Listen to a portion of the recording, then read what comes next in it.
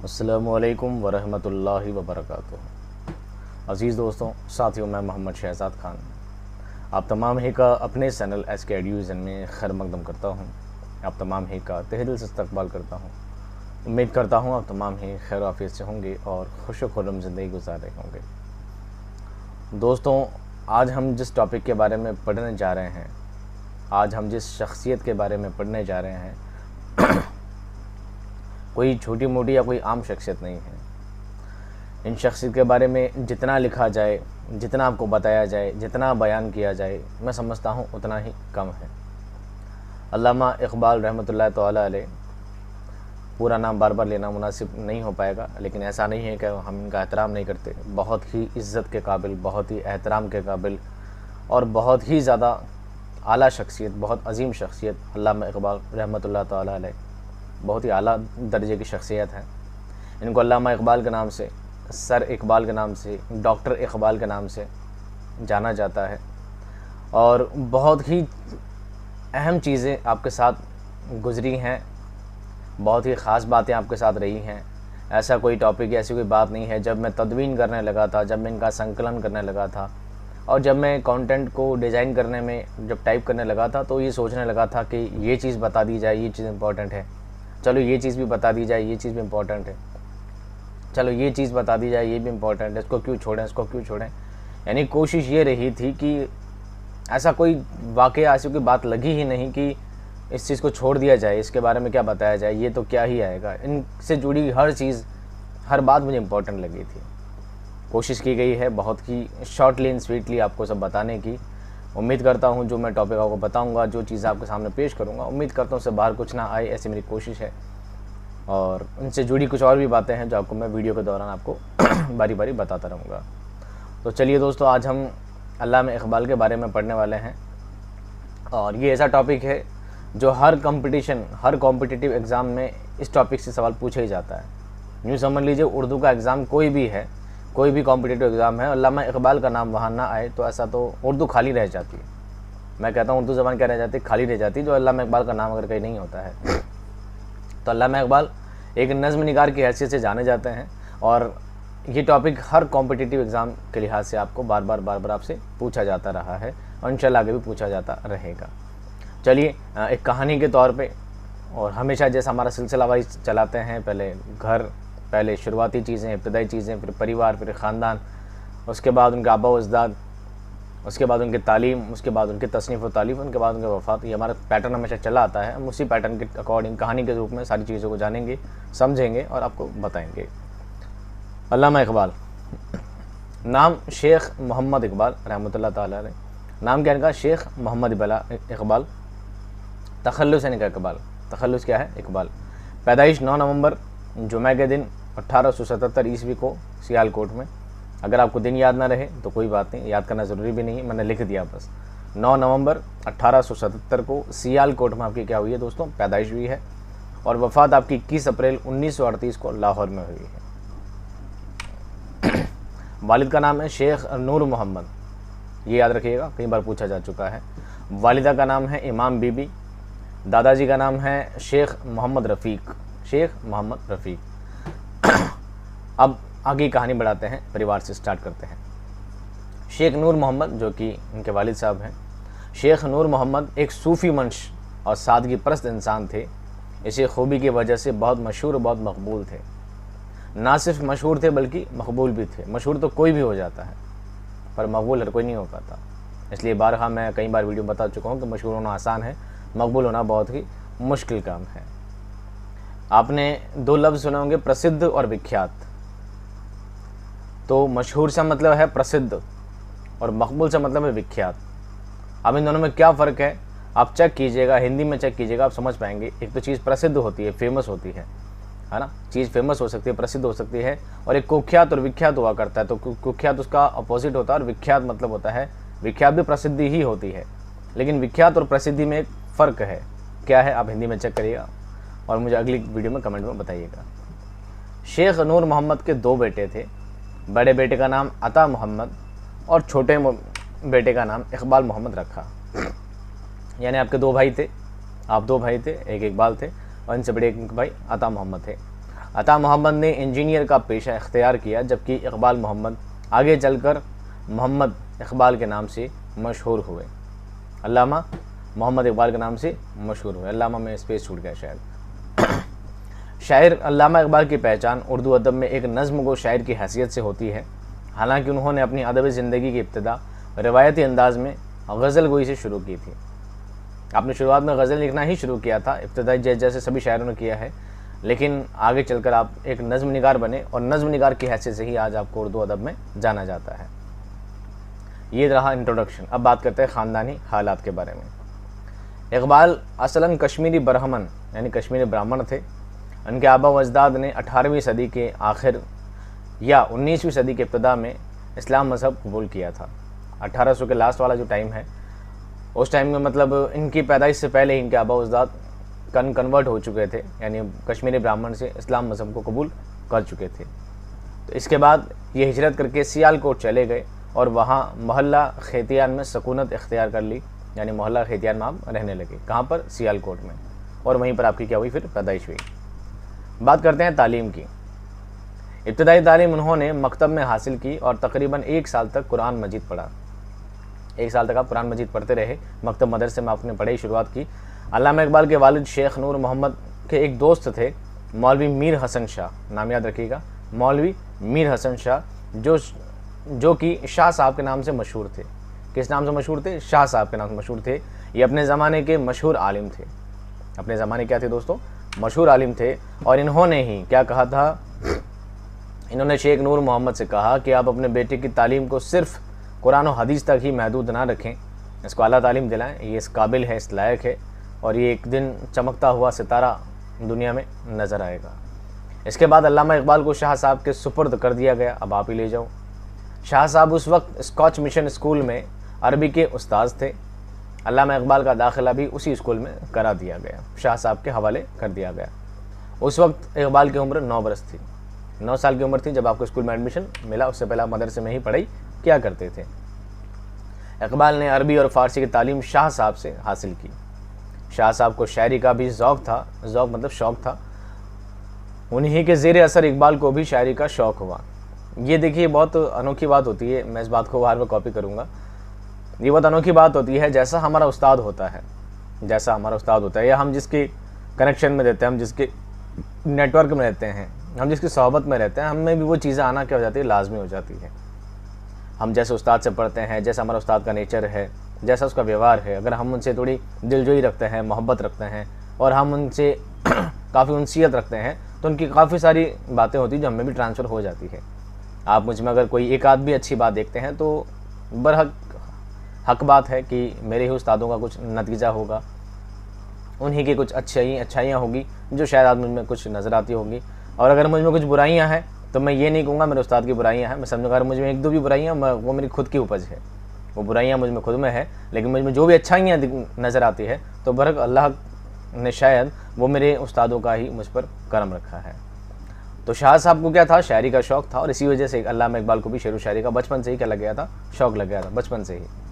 अल्लामा इकबाल मौलाना रोम के अशार से बहुत मुतासिर थे। मौलाना रोम है, मौलाना रोमी भी बोलते हैं इनको, ठीक है। इनके अशार से बहुत ज़्यादा मुतासिर थे, प्रभावित थे। स्कूली तालीम के दौरान ही इकबाल ने शायरी शुरू कर दी। 2 बार लिख दिया, इकबाल ने शायरी क्या कर दी? शुरू कर दी। 1891 में इकबाल ने मिडिल क्लास पास की। ये चीज़ आपको याद रखनी है। 1891 में क्या किया? मिडिल क्लास पास की। 1893 में इकबाल ने मैट्रिक का इम्तहान पास किया। मिडिल यानी 8वीं, मैट्रिक यानी 10वीं। और 1895 में स्कॉच मिशन स्कूल से ही इंटर पास किया।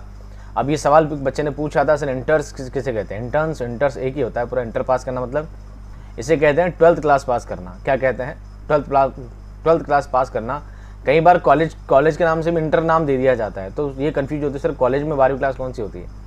तो देखिए मसला ये होता है कि इंटर्न्स का जो एग्ज़ाम होता है उसको 12वीं क्लास ही कहा जाता है। लेकिन कई बार ऐसा होता है बड़ी यूनिवर्सिटीज़ में, बड़े कॉलेजेस में इम्तहान एडमिशन लेने के लिए, दाखिला लेने के लिए एक एग्ज़ाम हुआ करता है, जिसको आज CVT वगैरह कहा जाता है आज के दौर में। तो उस ज़माने में से इंटर्न्स कहा जाता था, और वो एग्ज़ाम पास करना भी क्या होता था? बहुत ज़रूरी हुआ करता था। इसके बाद मज़ीद तालीम के लिए और ज़्यादा तालीम शिक्षा प्राप्त करने के लिए अल्लामा इकबाल लाहौर से अल्लामा इकबाल लाहौर गवर्नमेंट चले गए। कहाँ चले गए? लाहौर गवर्नमेंट स्कूल चले गए। 1897 में बीए पास किया और आला नंबरात से कामयाबी पर उनको 2 सोने के तमगे यानी कि 2 मेडल मिले हैं, एक अरबी के लिए एक अंग्रेज़ी के लिए दिए गए।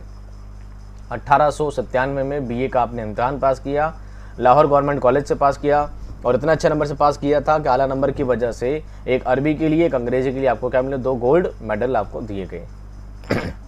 1899 में उन्होंने फ़लसफ़े से एमए की डिग्री ली। फ़लसफ़ा फ़िलासफ़ी दर्शन शास्त्र से आपने क्या लिया? एमए किया। एमए के दौरान फ़लसफ़े की तालीम उन्होंने प्रोफेसर मिस्टर टॉमस आर्नल्ड से हासिल की। अब ये सर मिस्टर टॉमस आर्नल्ड कौन है? ये चूँकि उस ज़माने में देखो अंग्रेज़ों का यहाँ पर राज था, अंग्रेज़ लोग भी यहाँ पढ़ाया करते थे, तो उस ज़माने की हालात हैं। तो टॉमस आर्नल्ड से आपने क्या? फ़िलासफ़ी की क्या ली? तालीम हासिल की, एमए की। 1904 में प्रोफेसर आर्नल्ड नौकरी से सुबकदोश होकर लंदन चले गए। सुबकदोश रिटायर हो गए और कहाँ चले गए? वापस लंदन चले गए। प्रोफेसर आर्नल्ड की याद में अल्लामा इकबाल ने नाला फ़िराक़ के नाम से एक नज़्म 1904 में लिखी। यानी उनके उस्ताद का वापस चले जाना उन पर थोड़ा गम की तारी हुई और ऐसी कैफियत में उन्होंने नाला फ़िराक़ जैसी नज़्म लिखी।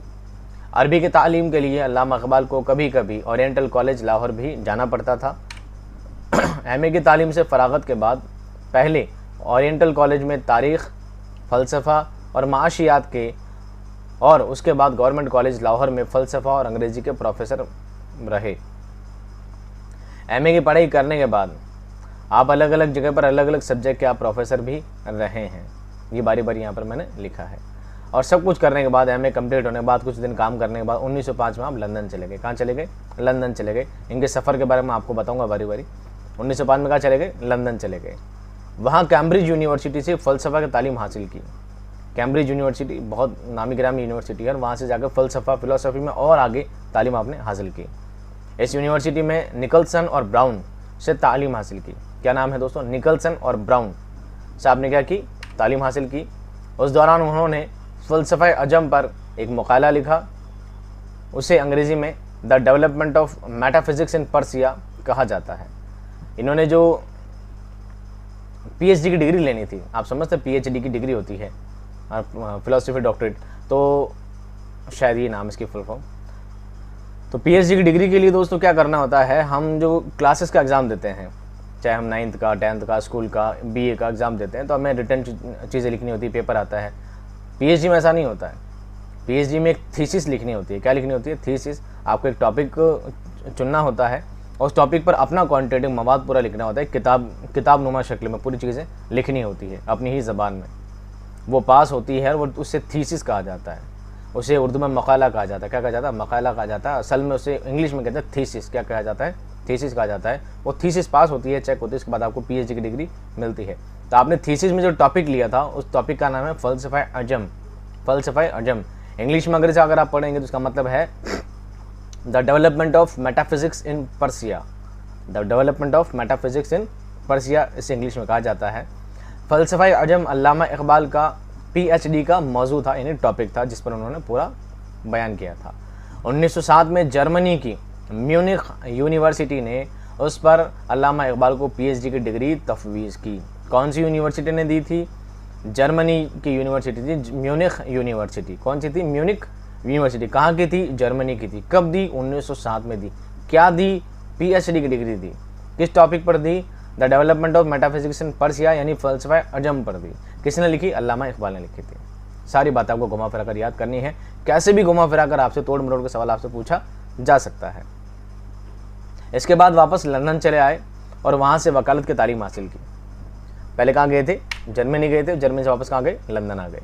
प्रोफेसर आर्नल्ड उस ज़माने में लंदन यूनिवर्सिटी में अरबी के प्रोफेसर थे। पहले यहाँ पर थे। कहाँ थे? हिंदुस्तान में, जो कि पूरा हिंदुस्तान था उस ज़माने में। हिंदुस्तान पाकिस्तान दो अलग मुल्क नहीं थे, तो ये पूरा एक साथ ही था पूरा मामला। पहले यहाँ थे, यहाँ से कहाँ चले गए? लंदन चले गए थे। लंदन यहाँ से रिटायर हो गए, लंदन चले गए। लंदन जाकर उन्होंने वापस पढ़ाना शुरू कर दिया था और वहाँ पर अरबी के क्या थे? प्रोफेसर थे। कौन? Professor Arnold. उनके चले जाने के बाद अल्लामा इकबाल 6 माह तक उनकी जगह अरबी के प्रोफेसर रहे। यानी प्रोफेसर आर्नल्ड से उनको इतनी ज़्यादा दिलजोई थी और जब प्रोफेसर आर्नोल्ड यहाँ से रिटायर होकर गए थे, जो सुबकदोश होकर गए थे, तो उन्हीं की जगह पर ये 6 महीने तक वहाँ पर क्या रहे थे, प्रोफेसर रहे थे अरबी के। जुलाई 1908 में वापस हिंदुस्तान चले आए और वकालत शुरू कर दी, लेकिन बहुत जल्द ही उसको छोड़ दिया। वकालत का पेशा उनको रास नहीं आया। 1915 में इकबाल ने अपनी मशहूर नज़्म इसरार खुदी को पेश किया। 1918 में रमूज़े बेखुदी मंजर आम पर आया। नाम याद रखना है आपको। और ये हालात आपके साथ हुए हैं। अब बात करते हैं अल्लामा इकबाल की अदबी ज़िंदगी। अब अदब में आपने क्या क्या झंडे गाड़े हैं, क्या आपने बड़े काम किए हैं, एक एक करके सारी बातों को हम जानते हैं। अल्लामा इकबाल ने शायरी की इब्तदा रिवायती अंदाज में गज़ल गोई से की, लेकिन बहुत जल्द ही नज़्म निगारी की तरफ क्या हो गए, मुतवज्जो हो गए, उसकी तरफ राग़िब हो गए। मीर हसन शाह और शाह साहब के ज़ेर असर अल्लामा ने शायरी की इब्तदा की थी। मैट्रिक से कबल ही छोटी छोटी नज़में लिखने लगे थे। 10वीं क्लास में आते आते तो आप नज़में लिखने लगे थे छोटी छोटी। 1894 में अल्लामा ने दाग दहलवी को शायरी में अपना उस्ताद बनाया। सबसे पहले कौन थे? शाह साहब थे।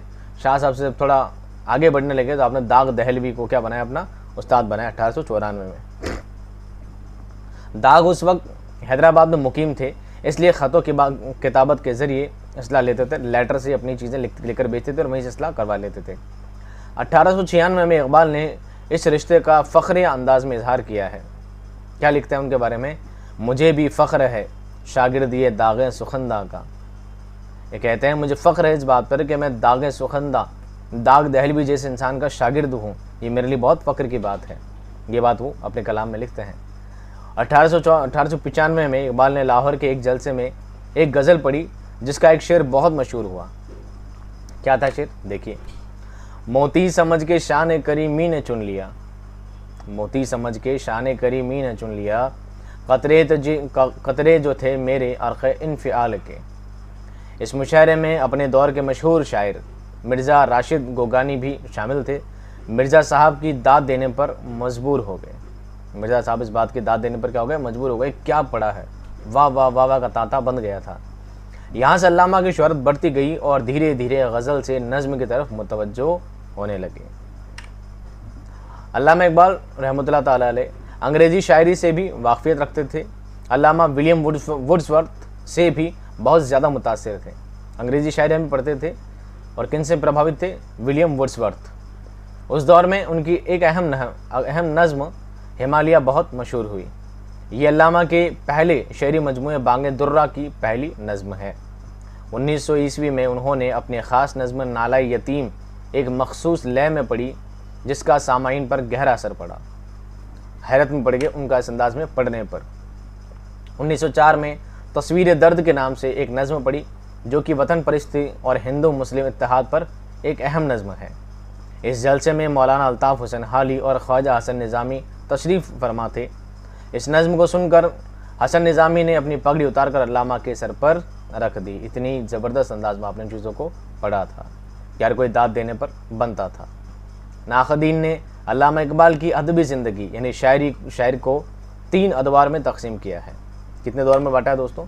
3 दौर में बांटा है। अगर हम अल्लामा इकबाल की ज़िंदगी के बारे में पढ़ेंगे, उनके अदब के बारे में पढ़ेंगे, उन्होंने जो कुछ लिखा होगा अगर बांटना शुरू करेंगे तो नाक़दीन ने 3 नक़ादों ने 3 अलग अलग दौर में बांटा है। पहला जो दौर है वो है 1898 से 1905 तक। इसको कई बार ऐसा भी लिखा हुआ मिलता है इब्तिदा से 1905, शुरुआत से 1905 तक। ठीक है, 1898 पहले लिख दी थी, तो आप ऐसे समझ लीजिए 1898 से उनका पहला टाइम मान लिया जाता है।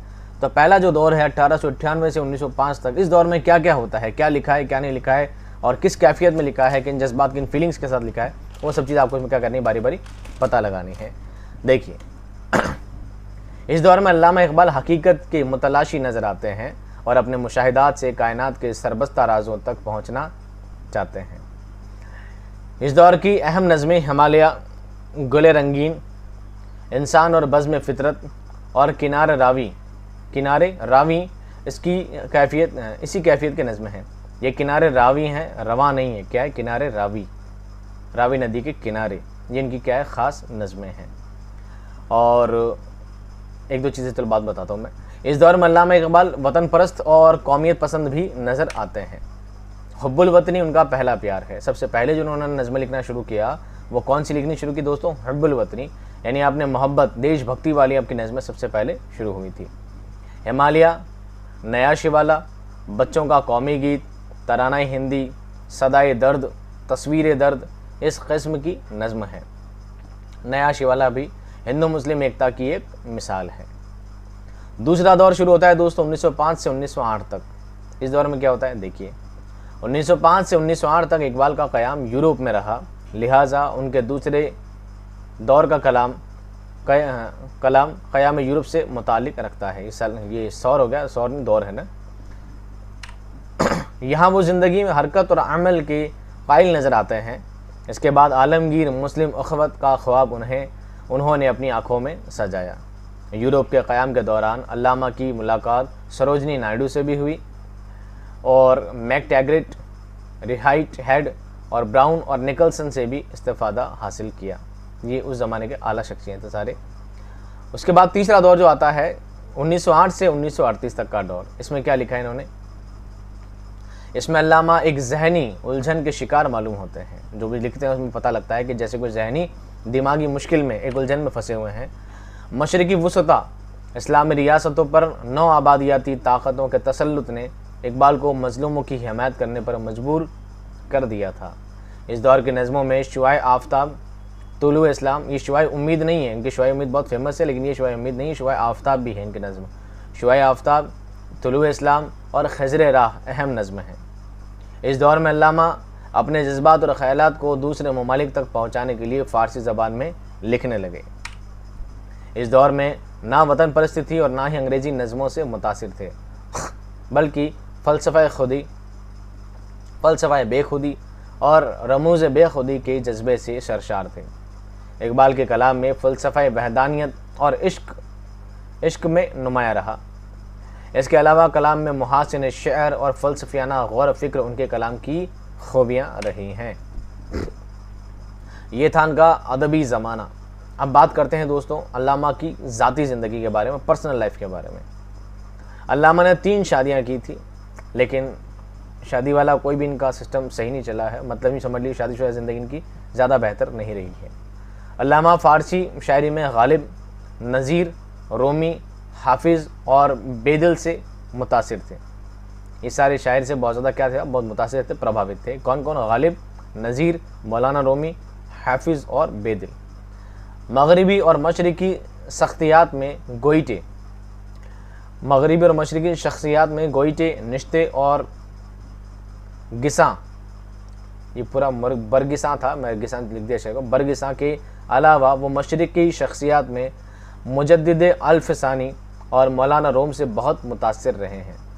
मौलाना रोम के अशार से भी बहुत मुतासिर थे। मौलाना रोम से, उनकी पर्सनैलिटी से, उनके व्यक्तित्व से और मौलाना रोम के अशार से आप बहुत ज़्यादा क्या थे, प्रभावित थे। उनमें बहुत ज़्यादा रुचि लिया करते थे। और क्या फरमाते थे उनके बारे में देखिए, वह मौलाना रोम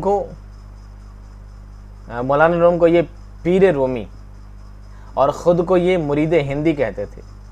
यानी उनको क्या कह सकते हैं, एक उनसियत से, एक मोहब्बत से एक रूहानी पीर समझते थे और अपने आप को उनका मुरीद समझते थे। एक रूहानी पीर और अपने आप को क्या समझते थे, उनका मुरीद समझते थे। उनको कहते थे पीर रोमी कहते थे और ख़ुद को मुरीद हिंदी कहते थे कि मैं हिंदुस्तान का मुरीद हूँ और वो रोम के क्या हैं, पीर हैं। मौलाना रोमी के बारे में ऐसा कहा करते थे। अब बात करते हैं खिताबात, आपको क्या क्या खिताब आपको दिए गए। सियालकोट से जब लाहौर आए तो सिर्फ शेख मोहम्मद इकबाल थे, लेकिन जब यूरोप से वापस आए तो डॉक्टर अल्लामा इकबाल बने। 1923 में हुकूमत हिंद ने अल्लामा को सर का खिताब दिया। किसका खिताब दिया? सर का खिताब दिया। इस एजाज़ आपको नवाजा गया। अल्लामा की शर्त ये थी कि सर का खिताब मैं उस वक्त कबूल करूँगा। इनकी शर्त क्या थी? सर का खिताब तभी लूँगा जब मेरे उस्ताद मीर हसन शाह को शमसुल उलमा का खिताब दिया जाए। इसलिए इनको पूरा नाम शमसुल उलमा शाह मीर हसन शाह करके कहा जाता है। शायर मशरिक और रोमी असर अल्लामा के अलक़ाब है। इन लक़ब से आपको जाना जाता है। शायर मशरिक तो आपको पता ही है, अल्लामा इकबाल को ही कहा जाता है। शायर मशरिक और रोमी असर इनका लक़ब है। अब बात करते हैं तसानीफ़ के बारे में, आपने क्या क्या लिखा है। उर्दू में अल्लामा के 4 शेरी मजमूए हैं। पहला है बांगे दुर्रा जो कि 1924 में लिखा है। दूसरा है बाले जिब्राइल जो कि 1935 में लिखा है। तीसरा है ज़रब कलीम 1936 में, और चौथा है अरमगान हिजाज 1938 में। चारों ही नाम आप बिल्कुल क्या कर लीजिएगा, दिमाग में सेट कर लीजिएगा, और कब लिखे गए ये भी आप याद रख लीजिएगा, इनसे सवाल बनता ही बनता है। मजमुआ अरमगान हिजाज उर्दू में है, लेकिन इसका एक हिस्सा फ़ारसी में है। अरमगान हिजाज पूरा कैसा है, उर्दू में है, लेकिन इसका एक हिस्सा फ़ारसी में भी लिखा गया है इसके मजमुए का। अब फ़ारसी मजमुए कौन से हैं, वो भी 4 ही हैं, इसरार खुदी, रमूज़ बेखुदी, ज़बूर अजम और पयाम मशरिक। ये इन चारों क्या हैं, ये फ़ारसी मजमुए हैं, और ऊपर वाले चारों उर्दू मजमुए हैं। जावेदनामा ये डिवाइन कॉमेडी से मुतासिर होकर लिखा था। इल्मुल इक्तिसाद ये अल्लामा की पहली और बाकायदा तसनीफ़ है, ये नसरी अंदाज में लिखी गई है। 1930 में अंग्रेज़ी खुतबात का मजमुआ लिखा है, किस नाम से, reconstruction of religious thoughts in Islam. Reconstruction of religious thoughts in Islam के नाम से मंजर आम पर आया। आपने अंग्रेज़ी में क्या किया, उसका ट्रांसलेशन किया है या शायद लिखा है। 1958 में बज़्म इक़बाल लाहौर की तरफ से इस किताब का उर्दू तर्जुमा तश्कील जदीद अलहियात इस्लामिया के नाम से शाया हुआ। आपने जो भी लिखा इंग्लिश में, उसी का 1958 में जाकर बज़्म इक़बाल लाहौर की तरफ से इस किताब का उर्दू में तर्जुमा हुआ, और किस नाम से हुआ, तश्कील जदीद अलहियात इस्लामिया के नाम से शाया हुआ, प्रकाशित हुआ। ये करताब नहीं था, किताब था, रॉन्ग मिस्टेक टाइपिंग। 1907 में फ़लसफ़ा अजम पर PhD की आपको डिग्री मिली, जो मैं आपको पहले बता चुका हूँ। इक़बाल की हयात और ख़िदमत से कुछ अहम निकात। अब बात करते हैं कि ज़िंदगी से कुछ ख़ास टॉपिक्स जो आपको बताना शायद ज़रूरी है। इब्तिदा में अल्लामा इक़बाल अंजुमन बज़्म हिमायत इस्लाम में नज़्म पढ़ते थे।